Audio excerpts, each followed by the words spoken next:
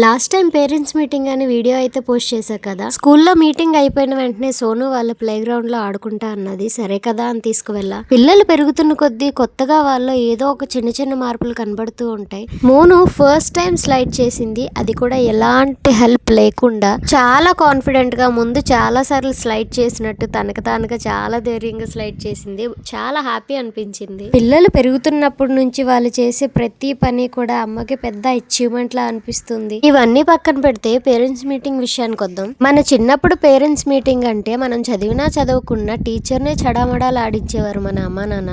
మనకి చేయవలసిన పూజ ఎలాగో ఇంటి దగ్గర జరిగేది, అది వేరే విషయం. ఇప్పుడంతా రివర్స్ లో ఉంది. పేరెంట్స్ టీచర్ తో ఏమైనా మాట్లాడక ముందే రిటర్న్ వాళ్ళే కంప్లైంట్ చేస్తూ ఉన్నారు పిల్లల కోసం. నేను ఈ మాట అందరినీ అనట్లేదు, కొంతమంది కోసం మాట్లాడుతున్నా. ఏదైనా అడగాలి అని వచ్చిన పేరెంట్ అడగకుండానే వెళ్ళిపోతున్నారు. పిల్లలండి అలానే ఉంటారు. మనం కూడా వాళ్ళ స్టేజ్ నుంచే వచ్చాం. ప్లీజ్ గుర్తుపెట్టుకోండి.